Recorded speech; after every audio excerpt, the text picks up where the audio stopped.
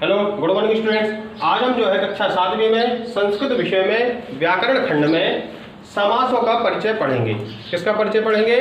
समासों का परिचय पढ़ेंगे। अब सबसे पहली बात हम यहाँ पर कहते हैं समास किसको कहते हैं।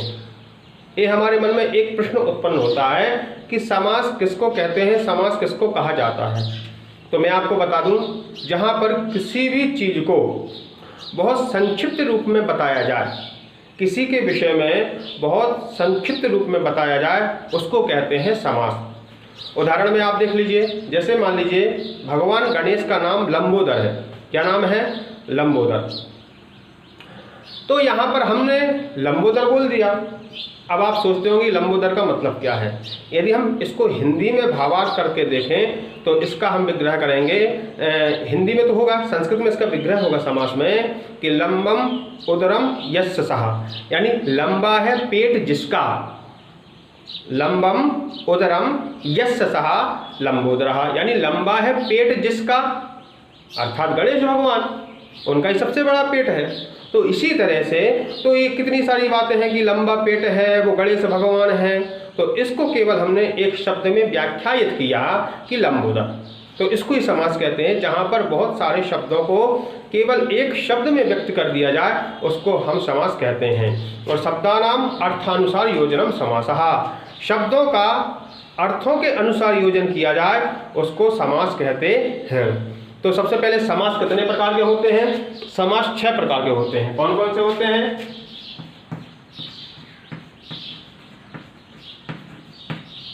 तत्पुरुष समास, तत्पुरुषः। दूसरा है कर्मधारय।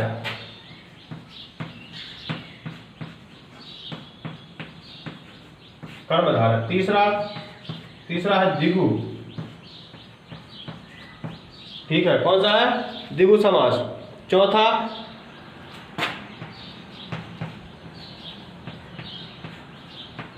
द्वंद्व। ठीक है। पांचवा बहुब्रीहि। ठीक है। छठवा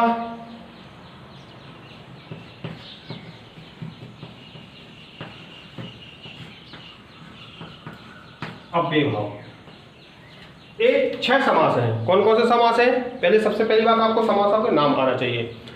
पहला है तत्पुरुष समास, दूसरा है कर्मधारय समास, तीसरा है द्विगु समास, चौथा है द्वंद्व समास, पांचवा है बहुब्रीहि समास और छठवा है अव्ययभाव समास। यदि आपने समासों को समझ लिया अभी, तो ये समास जो है 10th तक रहते हैं।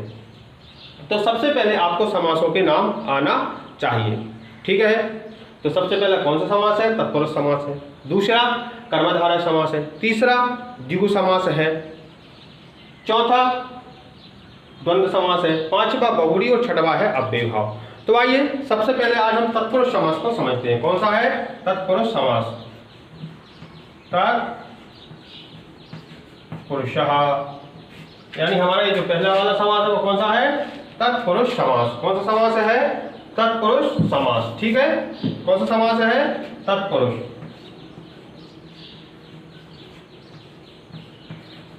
तत्पुरुषः। कौन सा समास है? तत्पुरुष। अब मैं आपको बता दूं, 7 विभक्तियां होती हैं। कितनी विभक्तियां होती हैं? 7 विभक्तियां होती हैं। तो जो तत्पुरुष समास होता है यह द्वितीय विभक्ति से लेकर के सप्तमी विभक्ति तक होता है। ठीक है। ये जो तत्पुरुष समास होता है द्वितीय विभक्ति से लेकर के यानी सप्तमी विभक्ति तक होता है, इसलिए हम इसको तत्पुरुष समास कहते हैं। अब जैसे आप देखते होंगे हर कहीं लिखा रहता है राष्ट्रभक्त। क्या लिखा रहता है? राष्ट्र भक्त। दूसरा एग्जाम्पल ले लीजिए, राम भक्त। ठीक है, राम भक्त। अब देखिए जहां पर बीच में का अर्थ छिपा रहता है, किसका अर्थ छिपा रहता है? बीच में का अर्थ छिपा रहता है, वहां पर जो है तत्पुरुष समास होता है। जहां पर बीच में हिंदी में का अर्थ छिपा रहता है वहां पर हमेशा तत्पुरुष समास होता है। तो यहां पर जैसे हम इसका विग्रह करेंगे तो इसका होगा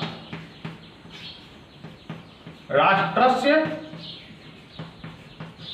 भक्तः, राष्ट्रस्य भक्तः इति राष्ट्रभक्तः।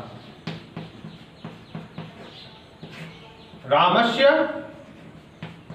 भक्तः राम भक्त।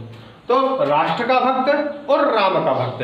तो यहाँ पर बीच में का अर्थ छिपा नहीं छिपा, तो षष्ठी विभक्ति में संबंध का के की रारी होता नहीं होता, होता है, तो इसलिए यहाँ पर हो जाएगा राष्ट्रस्य भक्ता यानी राष्ट्र का भक्त, रामस्य भक्ता राम का भक्त, तो इसलिए ये हो जाएगा षष्ठी तत्पुरुष समास। ठीक है।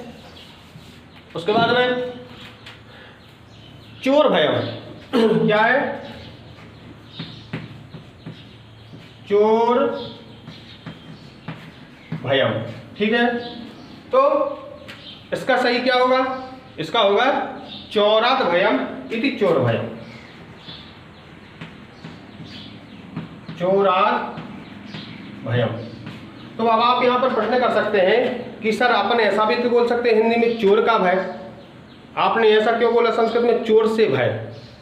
तो हमेशा ध्यान देना जहां पर भी धातु होती है यानी भय अर्थ में, कौन सी भी धातु होती है भय अर्थ में, वहां पर हमेशा पंचमी विभक्ति होती है।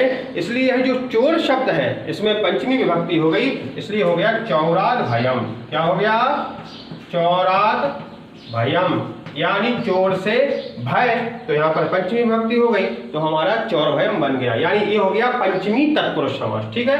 कौन सा तत्पुरुष है, पंचमी तत्पुरुष, इसका ध्यान रखना है। ठीक है। ये हो गया पंचमी तत्पुरुष, इसका ध्यान रखना है। ठीक है। उसके बाद क्या है, उसके बाद है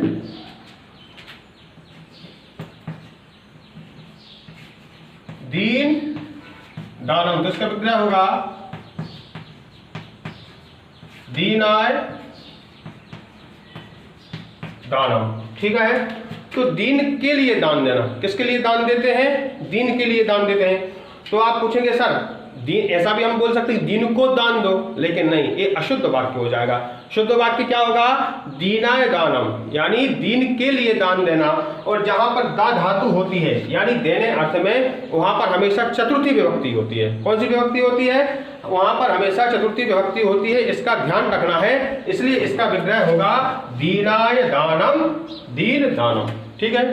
पंचवा है राजपुरुषः, इसका विग्रह हो जाएगा राज्ञः पुरुषः यानी राजा का पुरुष। किसका पुरुष, राजा का पुरुष।